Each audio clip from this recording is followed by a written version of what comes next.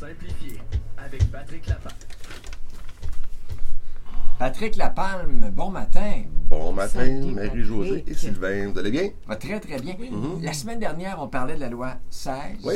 On a touché un volet de la loi. Sur la copropriété, effectivement. Ouais. On revient sur cette loi ce matin. Ben, ce matin, on va parler là, de la loi qui va régir l'inspection en bâtiment. Donc, il va y avoir une uniformisation de la part là, de la Régie du logement et parles du au futur, bâtiment. Patrick, mais c'est oui, entré en c'est vigueur. c'est en vigueur, naturellement. Là, il y a les mécanismes qu'il faut falloir qu'ils s'implantent et tout ça, là, mais c'est une excellente nouvelle. Là. Donc, la loi 16 qui vise l'encadrement des inspecteurs, ça va toucher la qualification professionnelle, la probité, donc l'honnêteté scrupuleuse de l'inspecteur, j'adore ce terme-là, et sa solvabilité. Aussi, Comment ça marche présentement? Ben, présentement, les inspecteurs en bâtiment, nous, les courtiers immobiliers, on a des obligations de fournir des noms d'inspecteurs en bâtiment qui vont respecter les quatre choses critères, merci Sylvain, les 4 critères qu'il va avoir. Il faut qu'il y ait une assurance professionnelle en faute, erreur et omission. Il faut qu'ils vont pratiquer leur métier selon une norme de pratique reconnue.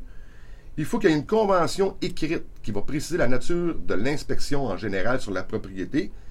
Il faut qu'elle soit remise naturellement au client. Et aussi, il faut qu'il remette un rapport écrit.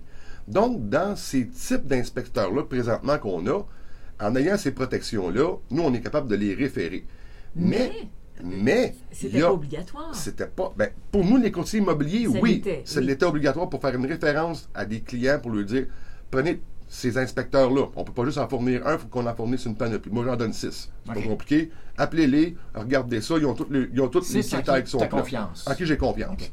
Mais là, c'est le Far West. Anciennement, là, on recule Ouais. avant décembre, avant l'application de la loi, il y avait n'importe qui peut être inspecteur en bâtiment.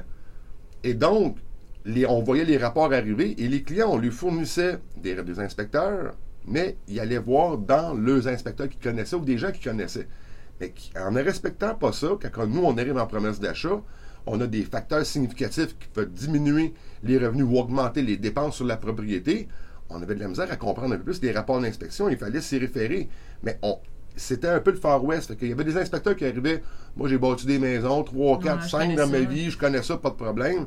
Puis on vous les voit aller durant l'inspection parce qu'on en fait tellement d'inspections durant l'année avec nos clients. Mais il n'y a pas un permis à aller chercher? Ben là, ça va être Ok, là. la nouvelle loi. C'est Ouais. exactement ça. Parce que si je reviens, on parle de s'assurer dans la loi 16 une qualification professionnelle, probité, solvabilité. Ça va octroyer aussi à la Régie du bâtiment des nouveaux pouvoirs réglementaires face à l'inspection en bâtiment. Ça va encadrer les normes de pratique. Ça va standardiser les formations. Et ça va régir le titre d'inspecteur et il va y avoir une imposition de permis d'exercice. C'est une Mais formation ça, c'est bien continue. pour les inspecteurs aussi. C'est bien pour les inspecteurs, c'est bien pour les courtiers et à la première ligne, c'est bien pour les clients, Ouais. acheteurs et vendeurs parce que l'inspection pré-achat est là et pré-vente aussi.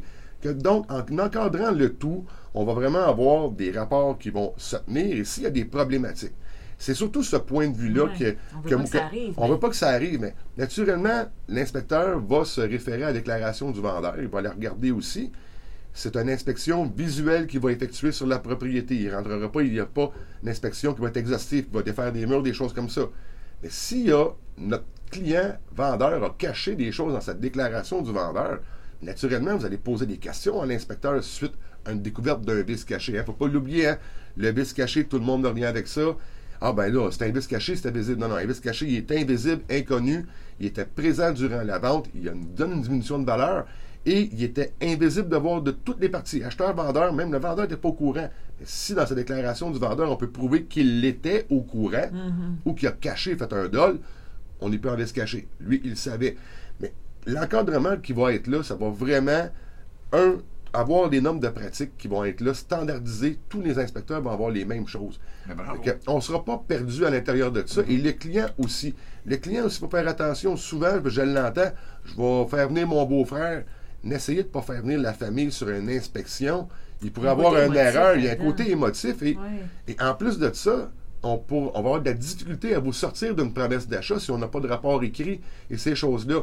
Vous faites une inspection automobile à 100-150 $ quand vous allez acheter un véhicule usagé. Et des fois, les gens vont me dire « Ah, ben ça coûte 450-500 $ faire une inspection sur un bien qui vaut 200, 300, 400 000 $. C'est un 400 $ bien placé. Ben oui, effectivement. Puis vous allez avoir aussi le topo de votre propriété.